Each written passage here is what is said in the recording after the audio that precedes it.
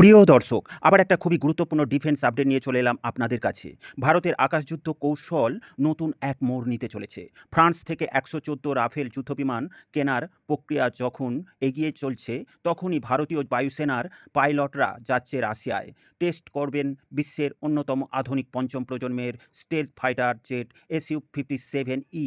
এই টেস্টিং শুধু একটি যুদ্ধবিমান কেনা নয়, বরং ভারতের ভবিষ্যৎ এয়ার সুপ্রিয়রিটি ও ভূ রাজনৈতিক শক্তি নির্ধারণ করবে আগামী কয়েক দশক। স্ক্রিনে দেখুন এ বিষয়ে নিউজ আর্টিকেল প্রকাশিত হয়েছে।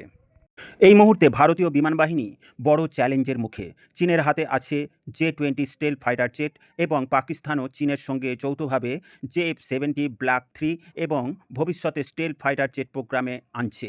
ভারতের নিজস্ব এমকা advance medium combat aircraft project চলছে, কিন্তু সময় লাগছে অন্তত এক দশক। তাই গ্যাপ পূরণের জন্য হিসেবে ভারতের দরকার অবিলম্বে পঞ্চম প্রজন্মের স্টেলথ টেকনোলজির ফাইটার এয়ারক্রাফট। নইলে চীন ও পাকিস্তান কয়েক বছরের মধ্যে ভারতের আকাশ ডমিনেট করতে শুরু করবে। সেই জন্য ভারতের ডিফেন্স বোর্ড যথেষ্ট তৎপরতার সঙ্গে একটা সিদ্ধান্তে আসতে চায়। Su-57E হচ্ছে রাশিয়ার প্রথম পঞ্চম প্রজন্মের মাল্টিরোল স্টেলথ ফাইটার এয়ারক্রাফট। এর বৈশিষ্ট্য স্টেলথ ডিজাইন, সুপারসনিক গতি এবং উন্নত অ্যাভিওনিক সিস্টেম রাডার, যা একসাথে ৩৬টি টার্গেটকে ইন্টারসেপশন করতে পারবে। আকাশ থেকে ভূমি হামলার ক্ষমতা এই যুদ্ধবিমানের আরও ডেডলি করে তুলেছে। অলরেডি এই মুহূর্তে ইন্ডিয়ান এয়ারফোর্সের পাইলট রাশিয়ায় রওনা দিয়েছে এই যুদ্ধবিমান ফ্লাইং টেস্ট করার জন্য। তারপরে ভারতীয় প্রয়োজনীয়তা অনুযায়ী এর মডিফাই করা এবং কত সংখ্যক নেওয়া দরকার তা সুপারিশ করবে ইন্ডিয়ান এয়ারফোর্স ভারত সরকারকে। ভারতের পাইলটরা রাশিয়ার টেস্ট ফ্লাই করে নিজেরাই রিপোর্ট দেবেন ভারত সরকারকে। কত সংখ্যক বিমান প্রয়োজন এই মুহূর্তে ভারতীয় এয়ারফোর্সে বর্তমান সিচুয়েশন অনুযায়ী, কারণ যেহেতু আমরা এমকা প্রোগ্রামকে অনগোয়িং রেখেছি। কোন ইন্ডিয়ান সিস্টেম যুক্ত করতে হবে, যেমন অস্ত্র মিসাইল এবং ইন্ডিয়ান অ্যাভিওনিক সিস্টেম, কী ধরনের কো প্রোডাকশন সম্ভব, সব মিলিয়ে বিস্তারিত নেগোসিয়েশন হবে।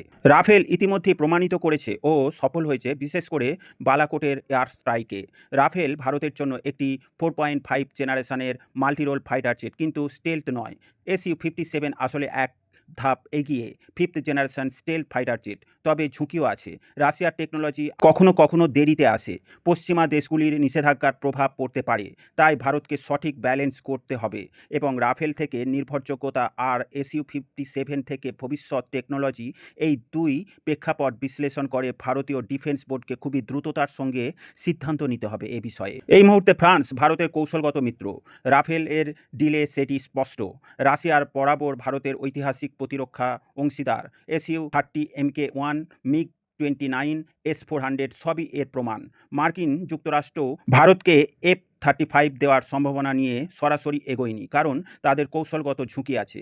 এই প্রেক্ষাপটে Su-57 ভারতকে শুধু একটি যুদ্ধবিমান নয়, বরং সোর্স কোড অ্যাক্সেস এবং মেক ইন ইন্ডিয়া কো প্রোডাকশনের দরজা খুলে দিতে পারে। চীনের স্টেলথ ক্ষমতাকে ব্যালেন্স করতে Su-57 ভারতের জন্য গেম চেঞ্জার হতে পারে। তাই যদি ভারত Su-57 বেছে নেয়, তবে রাশিয়ার সাথে যৌথ উৎপাদনের সুযোগ রয়েছে। তবে ভারতীয় ইঞ্জিনিয়ার বা হেলের প্রযুক্তিগত দক্ষতা বাড়বে এই যুদ্ধবিমান ভারতে তৈরি হলে। ভবিষ্যতে এমকা প্রজেক্ট এই অভিজ্ঞতাকে কাজে লাগাতে পারবে ভারতীয় বিজ্ঞানীরা। দীর্ঘমেয়াদে ভারতীয় বিমান বাহিনী হবে আত্মনির্ভর এবং বিশ্বমঞ্চে ভারতের প্রতিরক্ষা শিল্প হবে শক্তিশালী। ভারতের জন্য Su-57 শুধু একটি যুদ্ধবিমান কেনার গল্প নয়, এটি ভারতের স্ট্র্যাটেজিক ফিউচার, ভারতের আকাশযুদ্ধ কৌশল, ভারতের ভূ রাজনৈতিক অবস্থানকে এক নতুন মাত্রায় নিয়ে যাবে। রাফেল ও Su-57 একসাথে থাকলে ভারতীয় আকাশযুদ্ধ ক্ষমতা হবে বিশ্বের অন্যতম শক্তিশালী। প্রশ্ন হচ্ছে, ভারত সরকার কি এই সহযোগী পদক্ষেপ নেবে? প্রিয় দর্শক, এ বিষয়ে আপনাদের মতামত অবশ্যই কমেন্টের মাধ্যমে জানাবেন। ভিডিও ভালো লাগলে লাইক ও শেয়ার করবেন। ডিফেন্স, ফরেন পলিসি ও জিওপলিটিক্স রিলেটেড খবর পেতে এই গ্লোবাল নলেজ বাংলা চ্যানেলটিকে সাবস্ক্রাইব করে আমাদের সাথে জুড়ে থাকুন। সকলকে জানাই আন্তরিক ধন্যবাদ।